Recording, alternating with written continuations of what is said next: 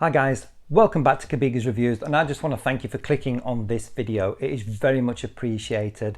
So I'm going to get straight into it and tell you what I thought and my impressions, my opinions, and it is just my opinion. It doesn't reflect anything to do with the studios or anything like that. On Deadpool and Wolverine, which I watched on Friday the 26th of July 2024. Let's get into it. I know I turn everything into a joke, but I care. I want to use that for something important. I waited a long time for this team up.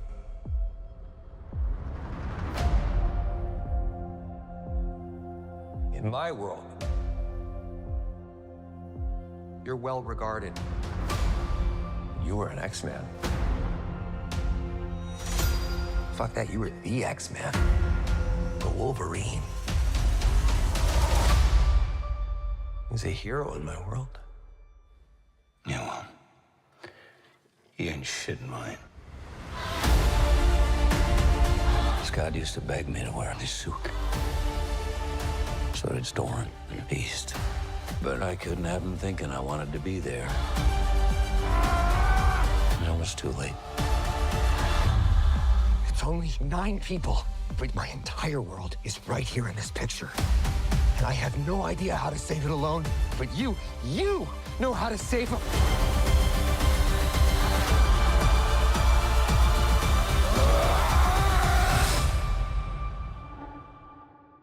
Whoever you think I am,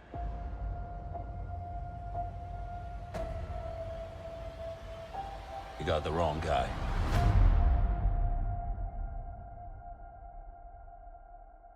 You were always the wrong guy. Till you weren't. Are you ready? Fuck yeah, I'm ready. I'm the Wolverine.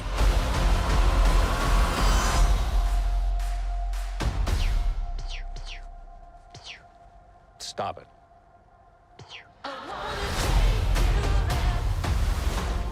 So basically, I have to start this with the fact that I am not the biggest Deadpool fan. I know that might be controversial. My brother absolutely loves Deadpool, but for me, it just wasn't really my thing, didn't really float my boat. But I've grown to love it over the years watching them, and I absolutely love the super duper cut of Deadpool 2. I prefer it much more over the theatrical cut. And the reason I start off by saying that is because I have a very, I don't know, pragmatic opinion on Deadpool, and because of that, my views on this movie are similar. I thought the film was brilliant. I really enjoyed it. The humor, for me, I found it very much the same as the other Deadpools, which you wouldn't, it's not really surprising. It's Ryan Reynolds playing Deadpool, and Hugh Jackman as Wolverine was brilliant.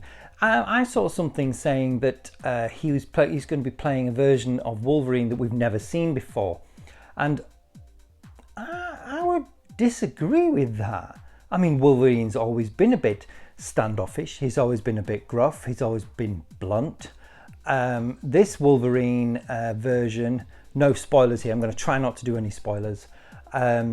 This version of Wolverine does seem a bit depressed. I suppose that's the only aspect that you've not really seen before, but we've seen Wolverine racked with regret before, so I don't know how much of this Wolverine we actually haven't seen before. So I mean, maybe you could tell me in the comments down below what you thought of that, what you think of that, if you've seen the film.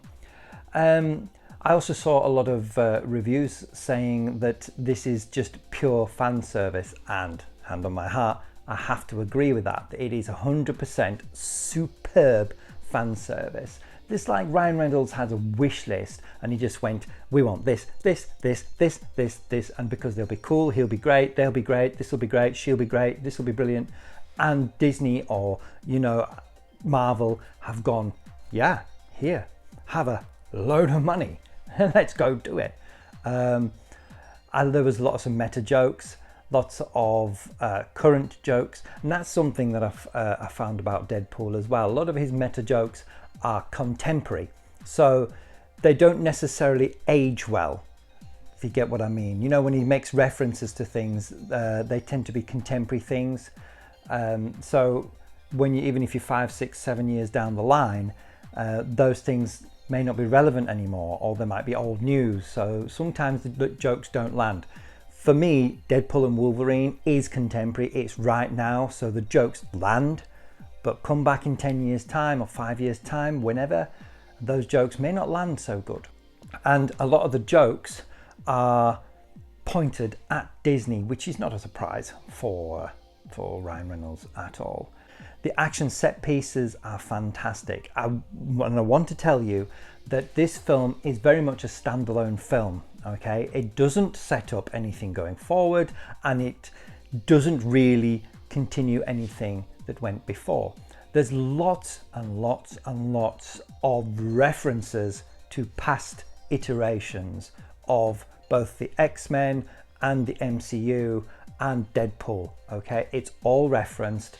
So if you haven't seen them, you won't be lost at all. You can watch this as a standalone film, but if you have seen them, you get that extra little bit more emphasis and that bit more feeling. You know, you get a bit more understanding of where the characters are coming from.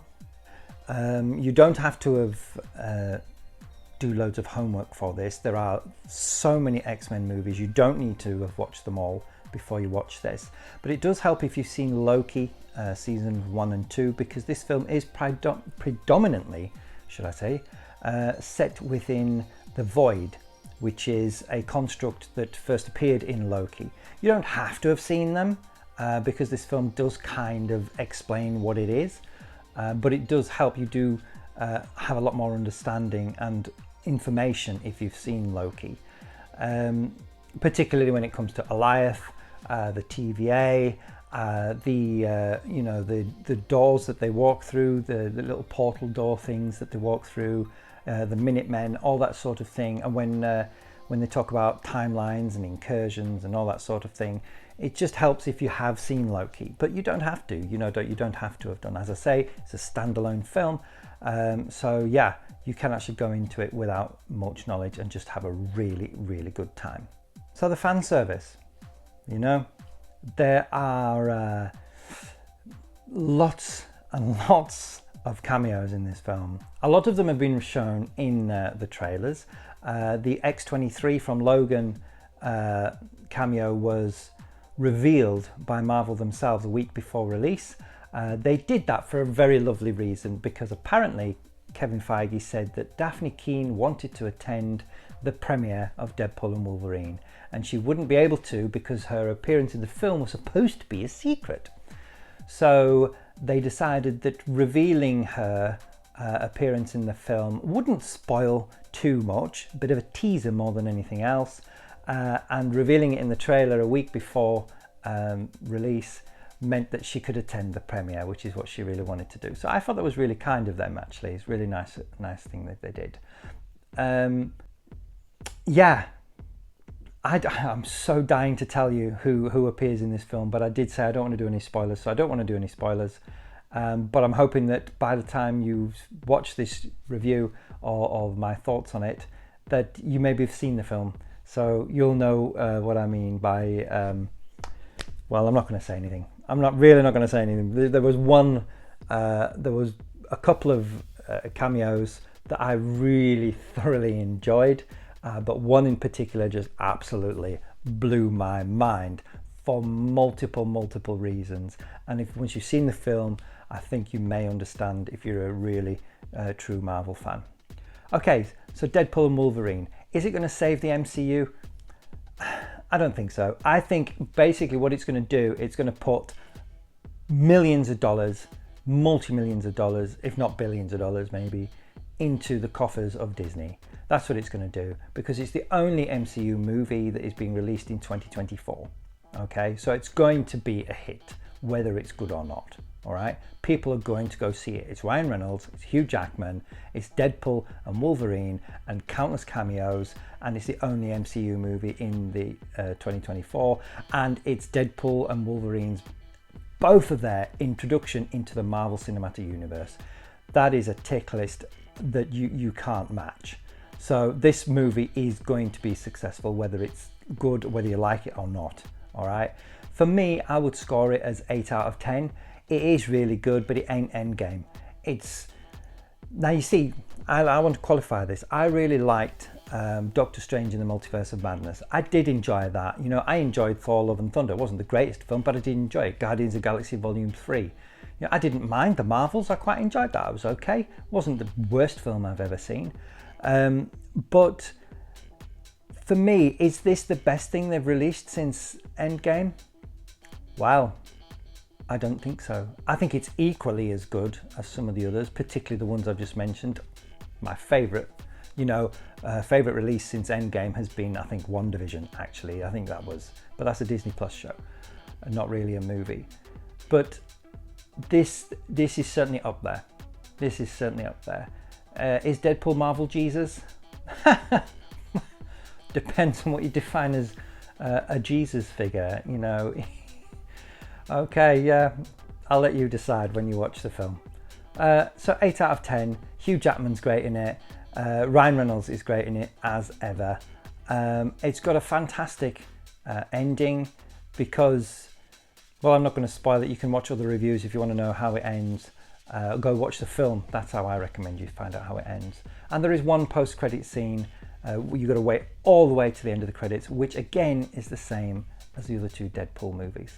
So nothing new there then, but it's a nice continuation, nice bit of consistency, I suppose.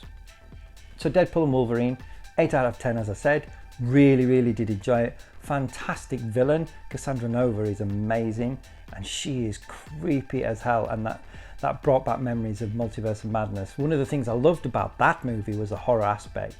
You know, the Scarlet Witch, there was so much in it. You know, Sam Raimi did a great job on that. And Cassandra Nova is equally as creepy in this film. She is brilliant. She's really good.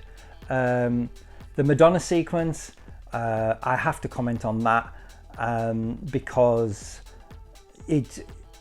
I'm a Madonna fan, and I do like Ryan Reynolds' tales of how he got the permission to use the song. Apparently she doesn't license music, she doesn't, particularly that song, and he had to meet her face to face, and he had to show her that, well, they didn't have to, they showed her an animatic of the scene that they wanted to use the song Like a Prayer in, and she had one note which they used. Ryan Reynolds has never revealed what that note was, and apparently it made it better. I think I know what it was. I think I know what it was. But anyway, you know, the use of her song in that film is really good. It's really well used. The soundtrack actually is really good. There's loads of Easter eggs, loads of nods. Okay, so let's wrap this up. Let's get on to it. 8 out of 10, Deadpool and Wolverine. Go see this movie. You know, the fact that I haven't rated it 10 out of 10 is irrelevant, really, because that's just how I feel about it. I will buy it on 4K disc. I will watch it again, and I have been to see it, and I really did enjoy it. And the fact is, the truth of the matter is that this is the only MCU movie, of this year. All right, this entire year. The next MCU movie is next year in February, which will be Captain America: Brave New World. Okay, so go enjoy it. It is probably going to be the movie of the summer. I can't think of anything else that would come close. There's a lot of other great movies coming out this year, and I'm looking forward to seeing a lot of them. But this is the only Marvel movie, it's the only MCU movie. So if you like it, go see it. Don't forget to drop me a comment down below. Don't forget to drop me a like. Thanks for your time, and I will see you on the next one. Thanks for watching. If you liked what you saw, drop us a like and subscribe to see all future content.